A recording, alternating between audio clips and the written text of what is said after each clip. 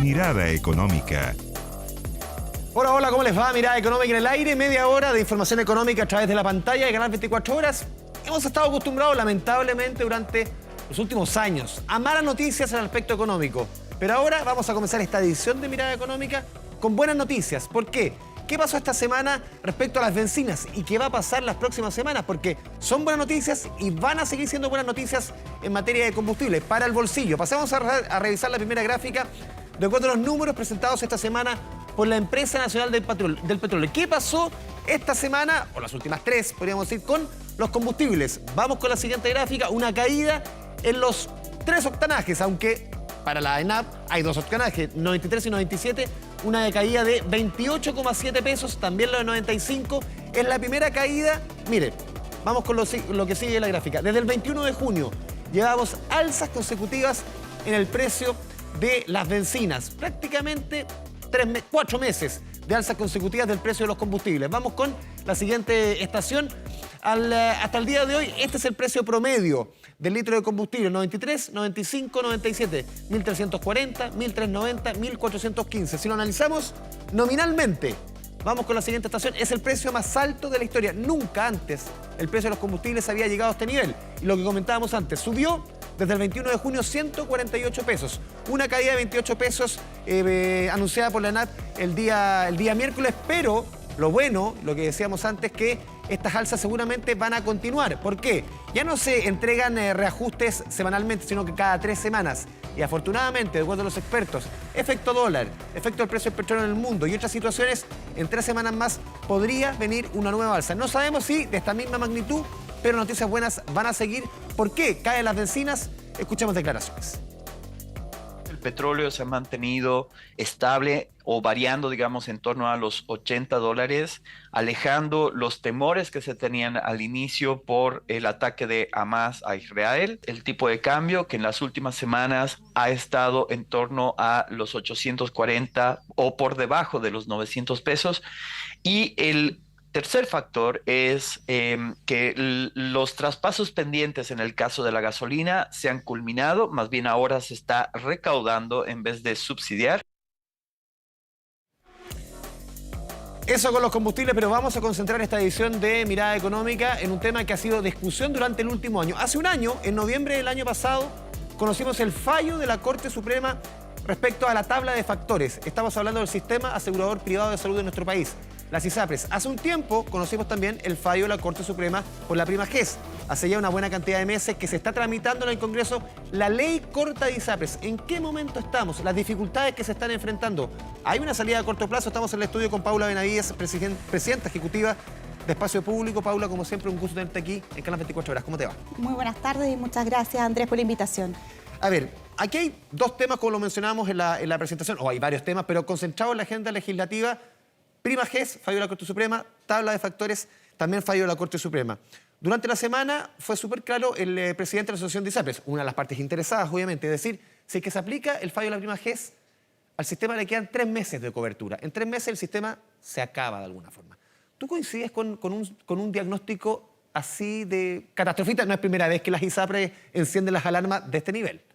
Mira, desconozco si son 3 meses, 4 o 5, ¿verdad? Y ese no es un cálculo, por ejemplo, que se haya abordado en la comisión técnica que funcionó por cerca de 3 meses y medio al alero de la Comisión de Salud del Senado.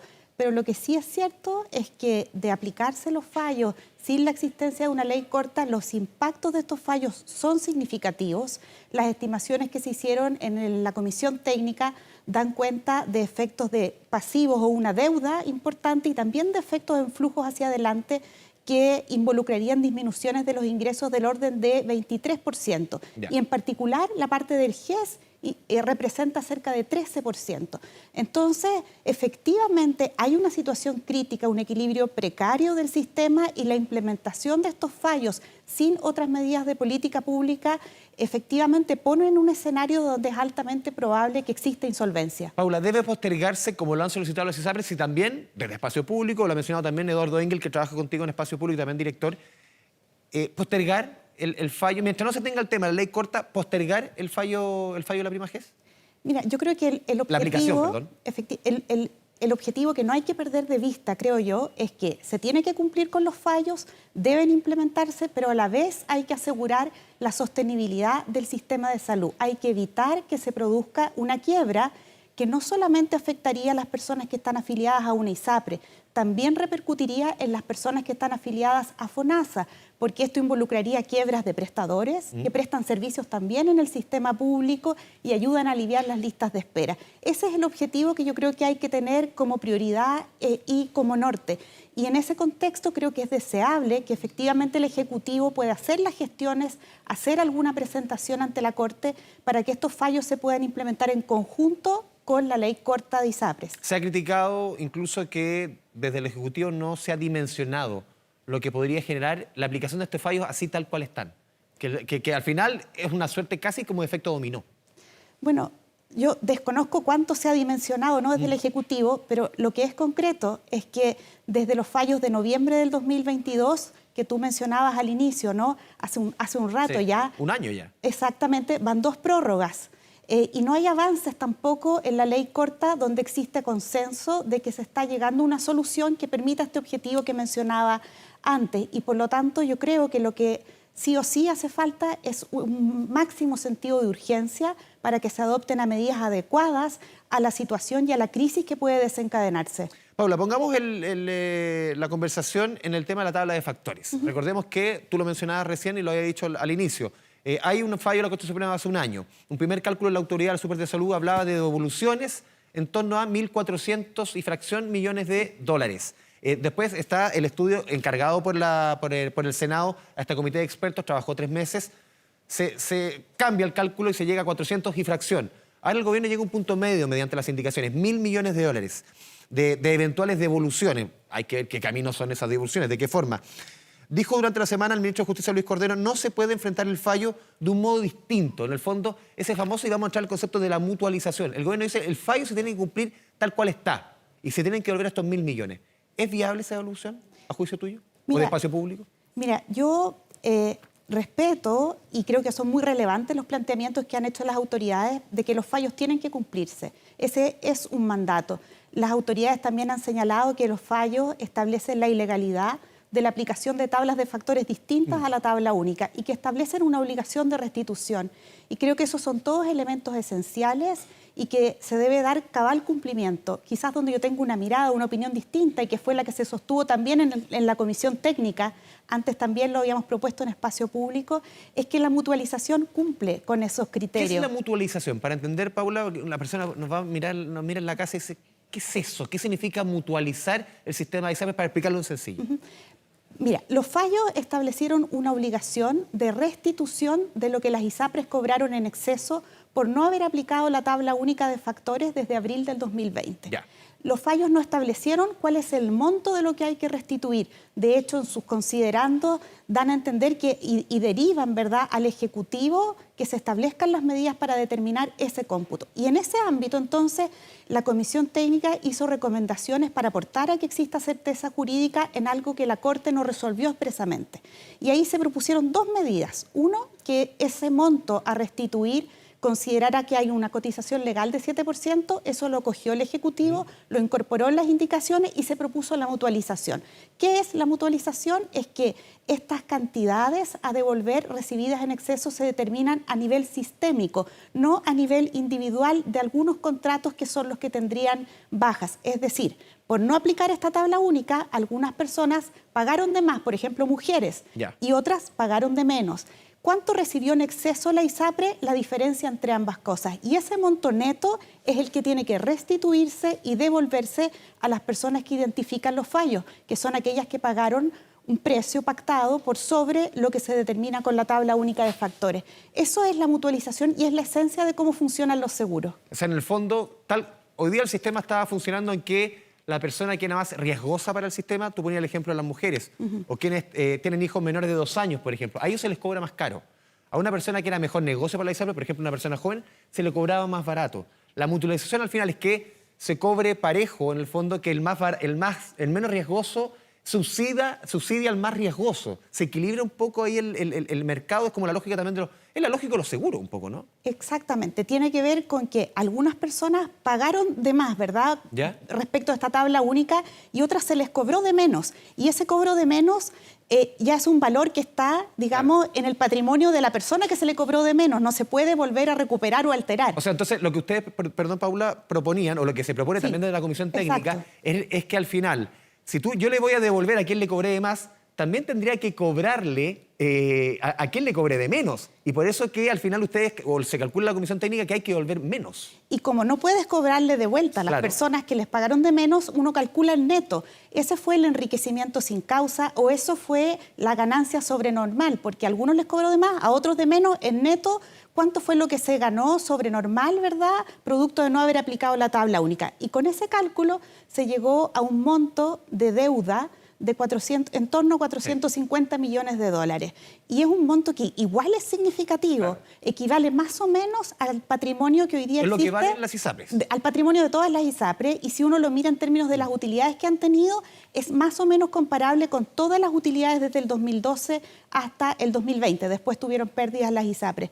Entonces, valores, por ejemplo, que no consideren este cálculo o esta mirada sistémica, realmente generan probabilidades de quiebras que son muy elevadas, y en esos casos hay que considerar que no van a haber devoluciones, hay que considerar que tampoco van a bajar los precios. Lo que va a ocurrir simplemente, ¿verdad?, es que podemos tener una situación crítica donde las personas más vulnerables, los que están enfermos, tengan una tremenda incertidumbre respecto de qué va a pasar con sus coberturas, y eso es algo que es lo que hay que evitar. Sí, antes de ir a la pausa, Paula, ¿qué pasa si se aplica esta tabla de factores o este fallo con las indicaciones que propone el gobierno? Devolver esos 1.000 millones. ¿Es viable el sistema tal cual está hoy día? El sistema asegurador privado, porque las ISAPRES, todos los expertos coinciden que tal cual está el sistema no es viable a futuro. Pero el sistema asegurador privado hoy día, ¿es viable devolviendo 1.000 millones en 10 años? Bueno, ese es un punto que tú tocas muy importante. El sistema necesita cambios estructurales y en eso hay un acuerdo transversal. Esa es otra discusión en el fondo. Es otra discusión. Pero el corto plazo es esto que te pregunto. En el corto plazo, en el fondo, hay que estabilizar y viabilizar la implementación de los fallos. Exactamente. No le vamos a preguntar si es porque fumó antes, que está con un ataque al corazón, o porque las reglas, digamos, de su trabajo le generaban un Primero estrés. lo estabilizamos. Lo estabilizamos, ¿para qué? Para poder hacer esos cambios estructurales. Y para estabilizarlo se presentaron estas indicaciones, y las indicaciones recogieron varios puntos valiosos que habían sido propuestos en la Comisión Técnica. Por ejemplo, este tema de la cotización del 7%, o que se consideren plazos para las devoluciones, pero dejaron de considerar otros que también son fundamentales para tener realmente una respuesta y se logre evitar la crisis. Uno de ellos es la mutualización. Hay otros más. Entonces yo creo que ahora hay un espacio en el debate legislativo en que estos elementos deberían profundizarse para que se llegue a la solución definitiva. Ahora vamos a ir a la pausa aquí en Mirada Económica, en las 24 horas, volvemos de inmediato, seguimos conversando del tema importante, sensible, el tema de la salud privada en nuestro país.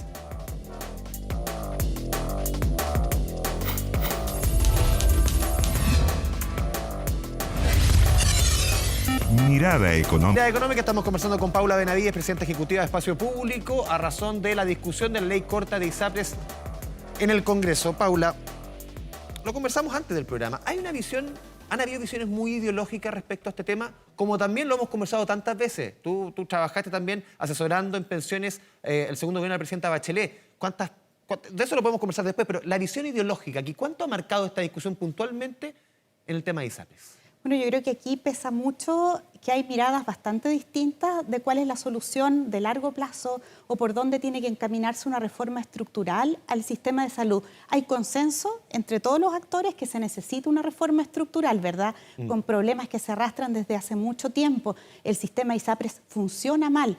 Tiene discriminación por riesgo, se tarifica por riesgo, funciona como un seguro a corto plazo. Cuando uno ya es adulto mayor, claro, no sirve, termina expulsado del sistema. Hay cerca de 56.000 planes que están en este momento, digamos, activos. Es un sistema donde la competencia es débil, donde además es asimétrico en información. Es poco eficiente también en contener los costos, etcétera. Entonces, hay consenso en que hay que hacer un cambio, pero llevamos mucho tiempo sin que se pueda legislar legislar.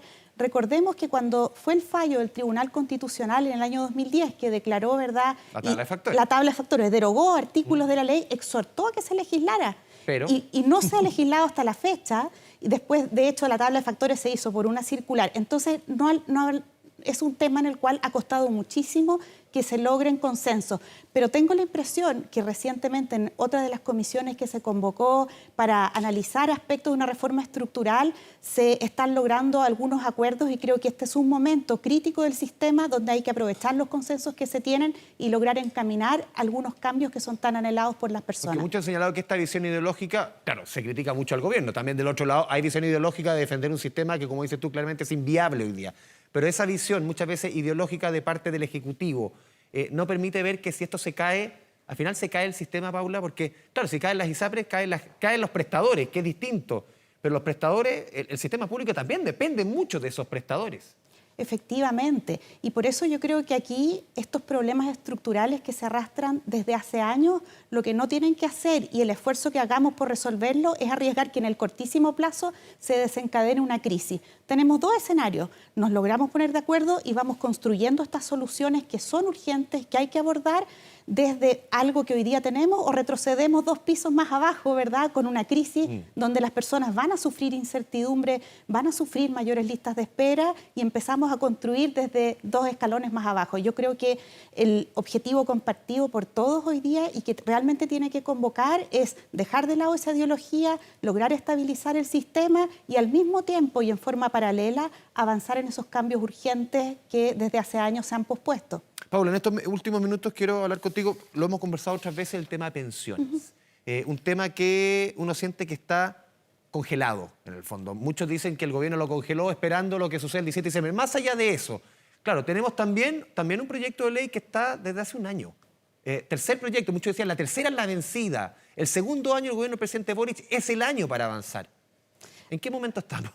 A mí me encantaría poder comentar... Siempre estamos, es como el Día de la Marmota, has venido cuántas veces y siempre es como lo mismo. Me encantaría poder comentar avances. Ahora, en términos concretos, si miramos lo que ha pasado, como tú decías, el proyecto de reforma de pensiones ingresó a la Cámara en noviembre exactamente... El 7 de noviembre del año pasado, no me acuerdo la fecha. Del año pasado. Después, en enero, se aprobó en general en la Comisión de Trabajo. Y después, si mal no recuerdo, por ahí por julio hubo una sesión donde se votaron algunos artículos en particular que eran normas espejo del 3500 y después de eso no han habido mayores avances. Probablemente hay conversaciones políticas que deben haber continuado, pero tampoco se ven avances en ese sentido y más bien es una discusión que se ve en compás de espera de la discusión constitucional que se va a resolver en el plebiscito de diciembre, ¿no? Yo creo que después de eso podría darse algún espacio, que obviamente también va a depender de los resultados de ese plebiscito, para eventualmente reimpulsar esta iniciativa. ¿Tú ves posible, lo conversamos hace como 4 o 5 programas aquí mismo con David Bravo y él decía, si no avanzábamos el segundo año era muy difícil, decía, es muy probable que el gobierno del presidente Boric, aquí no veamos una reforma de pensiones, lamentablemente. ¿Tú ves también un escenario así que es posible? Yo creo que efectivamente el escenario es complejo porque después de diciembre, digamos, del plebiscito, en la práctica ya se está entrando en los últimos 2 años de gobierno, que son años electorales, y discutir estos temas de largo plazo en años electorales es particularmente difícil. Siempre se busca la cosecha de corto plazo ahí. Exacto, y más aún cuando tenemos un Congreso que está hiperfragmentado.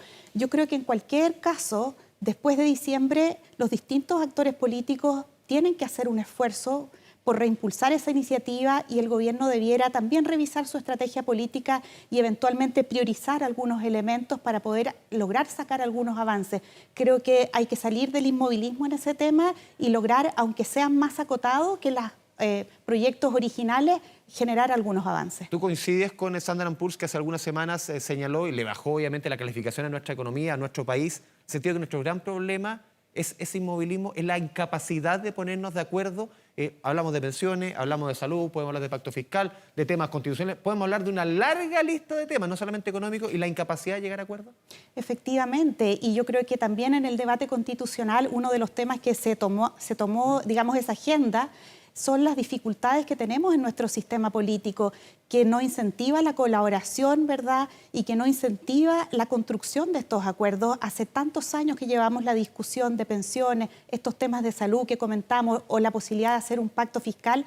Yo creo que ese es uno de los nudos que hoy día tenemos y es de esperar que pueda resolverse. ¿A tu juicio es el principal hoy día problema de nuestro país esa falta de capacidad de llegar a acuerdos? Yo creo que efectivamente es uno de los principales problemas que tenemos y tiene que ver con las reglas de nuestro sistema político, con esta fragmentación, con partidos que son débiles, y esto nos tiene, ¿verdad?, en una situación de estancamiento. Cuando se habla de falta de certidumbre, claro, la economía siempre funciona en base a certidumbre, pero la certidumbre no tiene que ver con que yo tenga leyes o reglas que yo esté de acuerdo, sino que en el fondo no hay una cancha, no hay un rayado de cancha.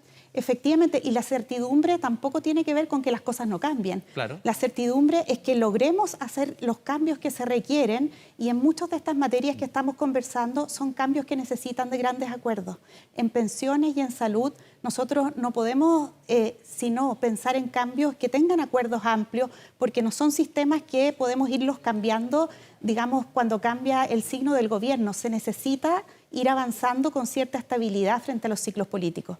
Paula Benavides, te agradecemos este espacio con Canal 24 Horas. Temas sensibles como pensiones, como el tema de ISAPRE. Muchas gracias por este espacio. Muchas gracias por la invitación. Y a todos ustedes, muchas gracias por la sintonía. Nos vemos en una próxima oportunidad aquí en Mirada Económica, Canal 24 Horas. Chao, chao.